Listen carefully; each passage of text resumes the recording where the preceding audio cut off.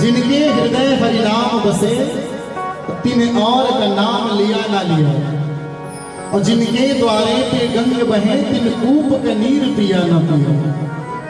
जिनके द्वारे पे गंग बहे तिन कूप का नीर पिया ना पिया। भजन तो कैसे तो में आप सुनते रहते हैं, कुछ बातें भी ऐसी हैं जो जरूरी है जीवन में।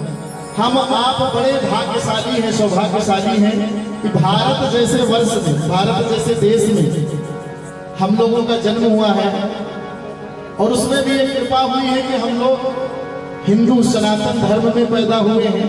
दूसरी कृपा है बप्पा, और तीसरी कृपा उत्तर प्रदेश जैसे प्रदेश में पैदा हुए। तीसरी कृपा जहाँ पर भगवान श्री कृष्ण जी मथुरा में जन्म लिए, अयोध्या में राम जन्म लिए। यह वह भूमि है उत्तर प्रदेश की जहाँ भगवान भी जन्म लेकर के आए।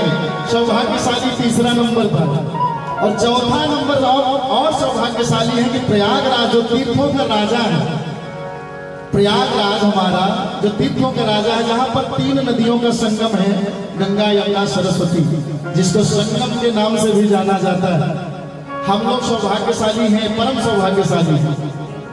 चौथी बात होगी, और पांचवी बड़ी सुंदर बात, कहते हैं कि प्रयागराज का क्षेत्र जहां तक लगता है, कोई भी अकाल मृत्यु में अगर मरता है तो उसको अकाल मृत्यु नहीं लगती है। ये संतों की बाणी है, ग्रंथों में लिखा भी गया है। इसीलिए तो हम कह रहे हैं क्या, जिनके द्वारे पे गंग बहे तिन कूप का नीर पिया ना पिया। जिनके द्वारे पे साक्षात गंगा मैया बह रही हो, गंगा तब तक है दर्शनाथ मूर्ति, गंगा जी का दर्शन करने से ही मुक्ति मिलने वाली है। अब जब गंगा के जल पिए तो बराबर दर्शन कर दो। उसे पूछा भैया कुआं का पानी पिए कि नहीं पिए? अरे पिए, और चाहे न पिए उसको तो गंगा मैया फल दे रही है। और तीसरी बड़ी सुंदर बात, जिनका मुखिया परमार्थ का तिन हाथ से दान दिया ना दिया। क्या बात है भैया, जिसने अपने जीवन में परमार्थ चुन लिया हो, जिसने अपने पूरे जीवन में परमार्थ किया हो, वह व्यक्ति अपने हाथ से दान देने जाए चाहे न जाए, उसको तो पुण्य परमार्थ करने से ही मिल जाएगा। इस भजन की लाइन में 3-4 बातें आपने सुना, और चौथी बात क्या है, जिन मात पिता की सेवा करी तिन तीरथ व्रत किया न किया। अपने जीवन में आप कोई तीर्थ मत जाइए, कोई एकादशी व्रत रखिए चाहे न रखिए, केवल एक चीज मन में ठान लीजिए कि माता पिता की सेवा करना है। अगर आपने यह रास्ता चुन लिया तो आपको कहीं जाने की जरूरत नहीं है। आप कल्पवास करें चाहे न जाए, केवल माता पिता की अगर आप सच्चे दिल से सेवा कर लें। भाव क्या है जानते हैं? मैंने बहुत लोगों को देखा है कि माघ के महीने में 1 महीना की छुट्टी लेकर के घर में ही माता पिता की सेवा करते हैं, कल्पवास नहीं जाता। वही बात जैसे गणेश जी से कहा गया ना कि जो भी ये परिक्रमा पूरे ब्रह्मांड की, पूरे तीर्थों की लगा के पहले आएगा, उसका विवाह हम पहले कर देंगे। तो कार्तिकेय जी महाराज जी के मन में हुआ कि हमारी तो सवारी मोर की है, और हम तुरंत जाएंगे और तुरंत आएंगे परिक्रमा लगा के। गणपति महाराज तो चूहा लेकर के कहाँ भटकते रहेंगे, लेकिन गणपति महाराज तो बुद्धि विनायक हैं, उन्होंने बुद्धि से काम लिया। क्या किए? मोर पर बैठ के कार्तिकेय महाराज चले गए, और गणपति महाराज जी वहीं बैठे रहे, आंख बंद करके ध्यान कर रहे भोलेनाथ जी का। तो माता पार्वती ने कहा कि अरे बेटा तुम क्यों नहीं गए, अभी यहीं क्यों बैठे, तुम तो पीछे रह जाओगे।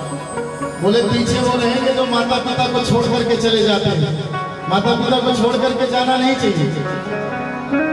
तो बोले फिर? बोले देखना मैं सबसे पहले पूरे ब्रह्मांड का, पूरे तीर्थों का परिक्रमा लगाऊंगा।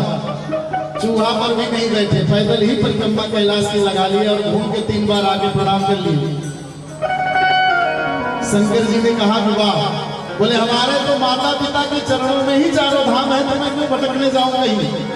वही तो यहाँ भजन में कह रहा है, जिन मात पिता की सेवा करी, तिन तीरथ व्रत किया न किया। ये तो माता पिता के लिए है, लेकिन एक बेटे की भी बात है इसमें, जिनके घर एक सपूत भया, 3 लाख कपूत भया। सही इशारा है आपका, ये अपने घर में अकेले हैं और लायक हैं। जिनके घर में एक ही बालक हो और वो लायक हो, अब पड़ोसी के यहाँ झगड़ा भर नालायक हो, किसी काम के हैं क्या? आप बताइए, आपके घर में एक लायक है, पड़ोसी के यहाँ 100 नालायक है, तो कौन बहादुर है, कौन बढ़िया है? इशारा बता दीजिए, 1 या 100। और हम आप सब लोग चाहते हैं कि हमारे घर में अगर कोई बालक हो तो एक ही हो, लेकिन भगवान लायक दे है। और अपना चाहे जितना नालायक है, कोई मतलब नहीं है, लड़का लायक चाहिए। संस्कार देना पड़ता है। एक व्यक्ति अपने बच्चे को लेकर के मंदिर गया और बच्चे को कह रहा है कि बार बार भगवान को प्रणाम करो। अब बच्चा को मार रहे हैं, रो रहा है, लेकिन प्रणाम नहीं कर रहा। उसी मंदिर के पुजारी जी आकर पूछे क्या बात है? बोले देखिए कितना नालायक है, बार बार कह रहा हूँ प्रणाम करो, प्रणाम नहीं कर रहा है। तो पंडित जी ने बड़े प्यार से कहा कि आपने प्रणाम किया भगवान को? बोले मतलब पहले तुम तो प्रणाम करो, उसको कहना ही नहीं पड़ेगा।